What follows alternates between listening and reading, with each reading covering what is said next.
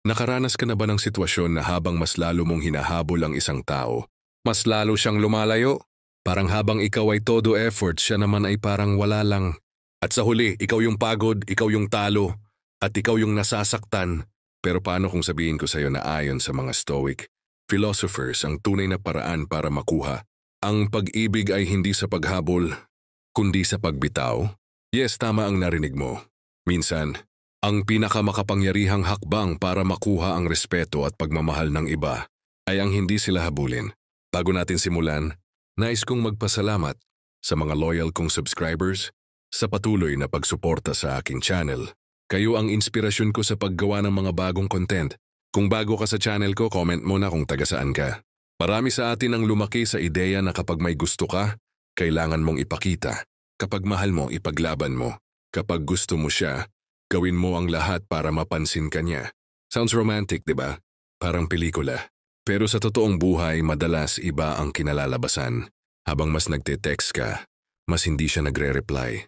Habang mas nagpapakita ka ng effort, mas nagiging malamig siya. Habang mas nagpupursige ka, mas lumalayo siya. Sa huli, parang nawawala yung self-respect mo. Parang nabubura yung dignidad mo dahil ikaw yung parang naghahabol. Habang siya, chill lang. Nang masakit pa, hindi lang sa relasyon to nangyayari. Kahit sa dating stage pa lang, ramdam na natin to. Yung tipong ikaw na yung gumagawa ng paraan para magkausap kayo. Ikaw na yung laging unang nagme-message. Ikaw na yung laging available. At siya, busy, hindi makasagot. O kung sasagot man, laging isang tanong lang, kamusta? Tapos ghosting ulit. Sa sobrang effort mo, parang ikaw na yung nauubos. Ngayon, bakit ba ganito? Bakit habang hinahabol mo mas lumalayo? Simple lang, human psychology. Ayon sa psychology, kapag mas madaling makuha ang isang bagay, mas hindi natin ito pinapahalagahan. Kaya kapag nakikita ng isang tao na available ka lagi, na ikaw na yung laging nag-a-adjust subconsciously, nawawala yung halaga mo sa paningin niya. Kapag hinahabol mo ang isang tao, ang ipinapakita mo ay, mas mahalaga ka kaysa sa akin, mas mataas ka kaysa sa akin, at handa akong isakripisyo ang sarili ko para sa'yo. Kahit hindi mo sinasabi ng direkta, yun ang vibe na nakukuha niya. At guess what?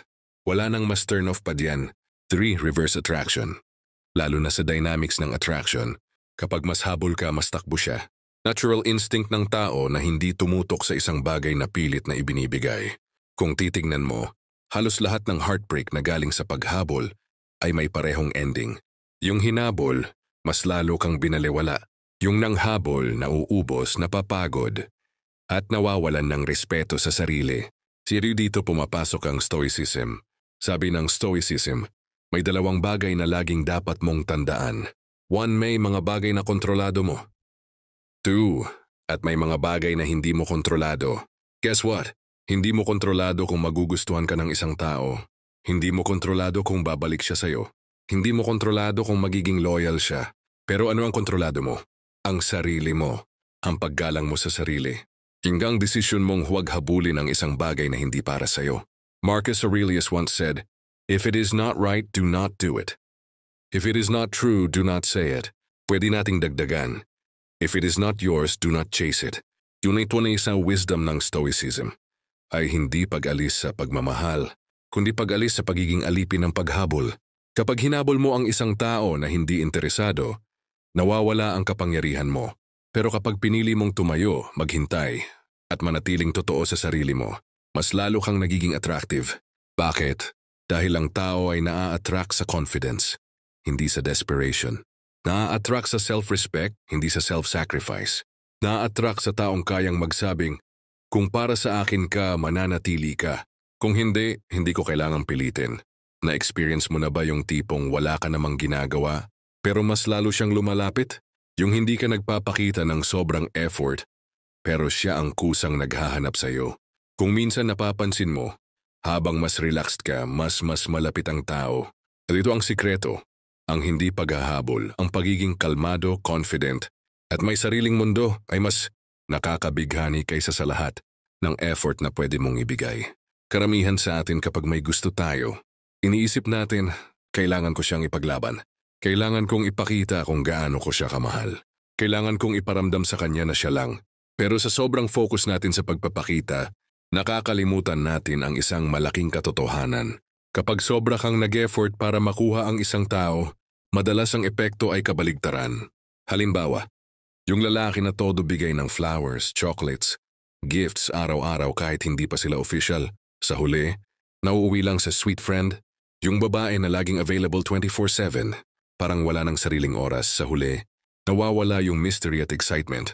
Yung taong laging nag-a-adjust at sumusunod sa lahat ng gusto ng isa, nagiging predictable, boring at hindi na exciting. Nakakatawa kasi, iniisip natin na effort equals love. Pero sa attraction, effort without balance equals repulsion. Ngayon, bakit nga ba mas nakaka-turn off ang sobrang habol? 1. Kapag masyadong obvious na gagawin mo lahat, nawawala ang challenge. At alam mo na, psychologically, ito ay na-attract sa challenge at hindi sa giveaway. No, kapag ikaw ang habol ng habol, ang ipinapakita mo ay ikaw ang prize. Ako ang applicant, and guess what? Walang taong gustong maging prize ng isang taong hindi kayang tumayo sa sarili niya. 3. Ang sobrang habol ay nagmumukhang emotional neediness. At sa relationships, neediness kills attraction. Hindi dahil masama kang magmahal, kundi dahil mas nakikita niyang hindi ka buo bilang tao kung wala siya. Ito yung masakit. Kapag hindi ka marunong mag-step back, hindi lang attraction ang nawawala, kundi pati ang respeto. Ano ang sabi ng Stoics? Control what you can. Accept what you cannot. Sa dating at relationships, hindi mo kontrolado kung magugustuhan ka ng tao. Hindi mo kontrolado kung mananatili siya. Pero kontrolado mo kung paano ka magdadala ng sarili mo. Narito ang 3 Stoic principles na pwede mong i-apply. The Stoics believed in apatheia. Hindi ito pagiging manhid, kundi pagiging malaya sa emotional extremes. Kapag hindi mo hinahabol ang isang tao, ipinapakita mo na may control ka sa emosyon mo. Hindi ka alipin ng desire. Yan mismo ang nagbibigay ng aura ng confidence. 2. Sabi ng Stoics, dapat buo ka na bilang tao kahit wala ang iba. Hindi mo hinahanap sa ibang tao ang validation. Hindi mo hinahanap sa relasyon ang identity mo. Kapag nakikita ng isang tao na buo ka na, mas lalo kang nagiging attractive. Bakit? Kasi hindi ka clingy. Hindi ka dependent. Isipin mo to. Hindi mo kontrolado kung sasagot siya sa chat. Hindi mo kontrolado kung tatawagan ka niya. Pero kontrolado mo kung maghihintay ka buong araw o kung gagamitin mo ang oras na yon para i-improve ang sarili mo. Kapag pinili mong i-focus ang energy mo sa sarili mo, mas lalo kang nagiging valuable. Hindi lang sa paningin niya kundi sa paningin mo rin. Practical application. Instead of chasing attention, focus on building your own life. Work out, build your career, pursue your hobbies. Instead of over-messaging, give space. Dahil ang space ay nagbibigay ng chance para siya ang mag-initiate. Instead of proving your worth, live your worth.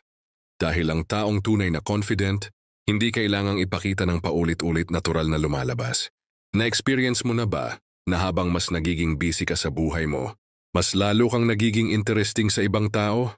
Yung hindi ka naman nagpapapansin, pero sila mismo ang lumalapit. Ang sikreto? Hindi mo sila hinahabol. At dito pumapasok ang stoicism, ang mindset na kapag natutunan mong maging content at buo sa sarili mo, mas lalo kang nagiging attractive sa iba. Kahit wala kang ginagawa, ang karaniwang maling akala sa relationships, kailangan kong ipakita na siya ang mundo ko para mahalin niya ako. Kaya maraming tao ang nagiging sobra sa time investment. Lagi siyang inuuna kahit hindi naman reciprocated. Sobra sa emotional investment. Lahat ng feelings ibinubuhos kahit walang assurance. Sobra sa effort, binibigay ang lahat kahit wala pang commitment.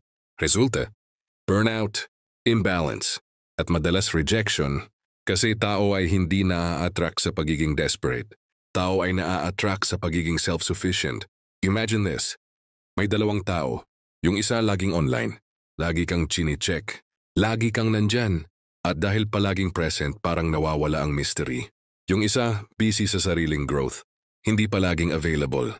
Pero kapag nakikipag-usap, meaningful at genuine. Sino ang mas interesting? Halos lahat sasagot, yung pangalawa.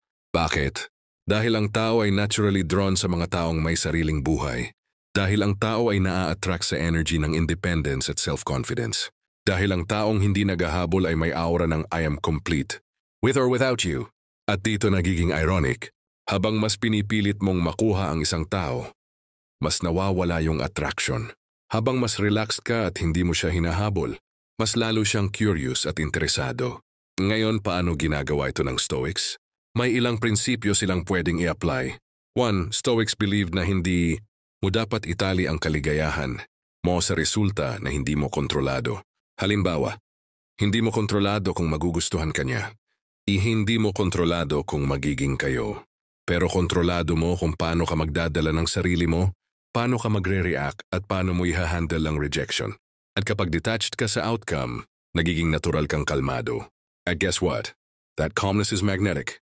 Turi para sa Stoics, ang pinakamahalagang bagay ay mabuhay ayon sa virtues. Wisdom, courage, justice, temperance. Kung ia-apply mo sa dating life, wisdom.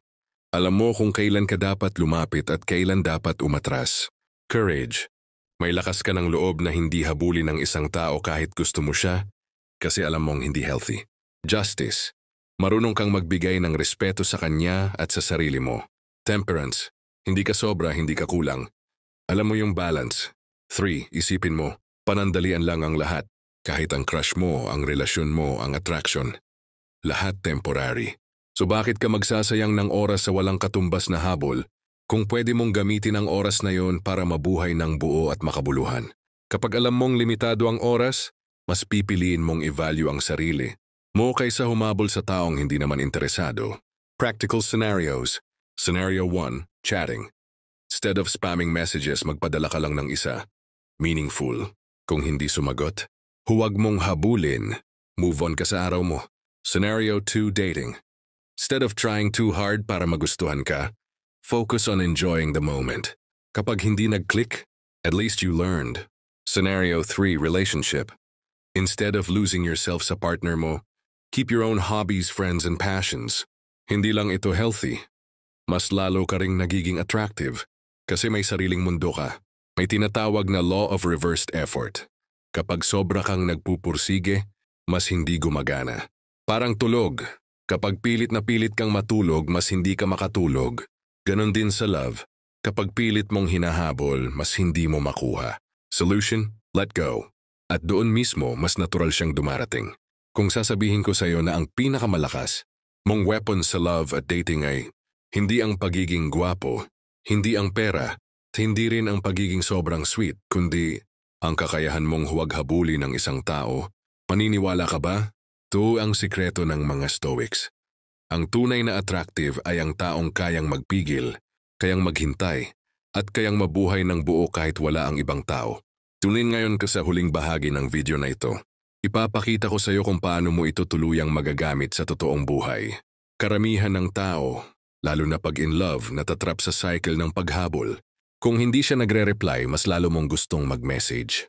Kung malamig siya, mas lalo mong gustong mag-initiate. Kung lumalayo siya, mas lalo mong gustong humabol. Dahil dito parang nawawala yung balance ng relasyon. Yung isa laging tumatakbo. Yung isa laging humahabol. Pero ang hindi naiintindihan ng marami, habang patuloy kang humahabol, lalo mong pinapababa ang sarili mong halaga. Kapag tuloy-tuloy kang habol, may tatlong malaking problema. 1. Nauubos ka. Lahat ng oras, energy at emotions mo, ibinubuhos mo sa isang taong hindi naman reciprocated. Ang ending, ikaw ang pagod, ikaw ang drained. To receive, nawawala ang respeto. Tandaan, ang respeto ay hindi hinihingi. Ito ay kusang binibigay. Pero kapag nakikita ng isang tao na wala ka ng boundaries at wala ka ng sariling mundo, natural, mawawala ang tingin niyang value sa'yo. 3. Nawawala ang mystery. Attraction thrives on curiosity. Kapag palagi kang present, predictable, at obvious na sobrang habol, nawawala yung spark. Ito ang dahilan kung bakit napakaraming tao ang nauuwi sa heartbreak. Hindi dahil hindi sila lovable, kundi dahil hindi nila alam kung paano pigilan ang sarili sa sobrang habol. Ngayon, ano ang sinasabi ng Stoicism tungkol dito? Simple lang, huwag mong habulin ang hindi mo kontrolado. 1. Ayon kay Epictetus, some things are up to us, some things are not. Kung hindi mo kontrolado ang feelings ng ibang tao, bakit mo hahabulin? Ang kayang kontrolin lang ng Stoic ay ang sarili niyang actions, mindset at response. Kapag indifferent ka sa resulta, kung magiging kayo, ba o hindi, mas lalo kang nagiging kalmado, confident at attractive. Marcus Aurelius once said, "Conquer yourself, and you will conquer the world." Kapag kaya mong pigilan ang sarili mong impulse na maghabol, napapakita mo ang pinakamalakas na anyo ng discipline. At yung disiplinang yan, yun mismo ang nagiging magnet ng respect at attraction. 3. Hindi mo kontrolado ang puso ng ibang tao. Pero kontrolado mo kung paano ka titingin sa salamin. Kontrolado mo kung paano ka mamumuhay araw-araw. Kontrolado mo kung paano ka magtatayo ng buhay na masaya at makabuluhan kahit wala silang lahat. At tandaan, ang taong hindi takot mawala ang iba, yun ang taong hindi kayang iwan ng iba. How to apply stoicism in love? Kung hindi ka niya nireplyan agad, huwag mong habulin. Respect their space. At gamitin mo ang oras para gawin ang mga bagay na nagpapasaya sa'yo. Kung malamig siya, huwag mong pilitin. Huwag mong gawing trabaho ang buhay ng ibang tao. Focus sa sarili mong growth. Kung iniwan ka, huwag mong ipagpilitan dahil hindi mo kontrolado ang desisyon niya. Pero kontrolado mo ang healing mo at kung paano ka babangon. Kung may natutunan ka sa buong video na ito ang comment mo sa baba. Huwag mong habulin ang pag-ibig. Dahil ang pag-ibig na totoo ay hindi kailanman pinipilit. Ito ay kusang dumarating sa tamang tao, sa tamang oras, at sa tamang dahilan. Kaya ngayong linggo, challenge ko sa'yo, ibalik ang focus sa sarili mo, ayusin ang katawan mo, palakasin ang mindset mo, higit sa lahat respetuhin ang sarili mo. Dahil kapag ginawa mo yan, hindi lang pag-ibig ang makukuha mo, kundi ang respeto ng lahat ng tao sa paligid mo.